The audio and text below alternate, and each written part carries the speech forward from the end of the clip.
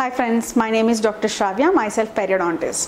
So చాలామంది parents అడుగుతుంటారు నన్ను, మిల్క్ టీత్ డికే అయితే ఏమైనా అవుతుందా అని. డెఫినెట్గా మనకి పర్మనెంట్ టీత్ ఎంత ఇంపార్టెంటో మిల్క్ టీత్ కూడా అంతే ఇంపార్టెంట్. అంటే పర్మనెంట్ దంతాలు మనం ఇప్పుడు పెద్దగా అయ్యాక వచ్చే టీత్తో పాటుగా చిన్నప్పుడు ఉన్న పాల దంతాలు కూడా చాలా ఇంపార్టెంట్.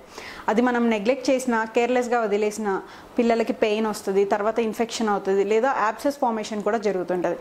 అలాంటి కండిషన్లో చాలామంది కిడ్స్ మీకు కోఆపరేట్ చేయరు ట్రీట్మెంట్కి. అలాంటప్పుడు పళ్ళు త్వరగా తీయాల్సి వస్తుంది. అలా తీసేస్తే తర్వాత వచ్చే పళ్ళు అంటే పర్మనెంట్ డెంటిషన్స్ ముందుకి వెనక్కి రావడం, లేదా ఎక్కువ స్పేసెస్ రావడం అలాంటివి జరుగుతుంటాయి. కాబట్టి పాల పళ్ళుకి ఏమైనా ప్రాబ్లమ్స్ ఉన్నా కూడా డెఫినెట్గా వచ్చి ట్రీట్మెంట్ చేయించుకోవాలి.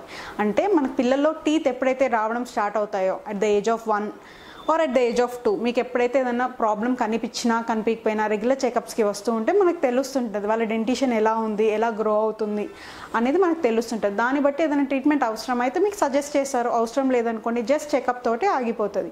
సో డెఫినెట్గా పాల పళ్ళుకి ఏమైనా అయినా కూడా ట్రీట్మెంట్ అనేది నెగ్లెక్ట్ చేయకూడదు.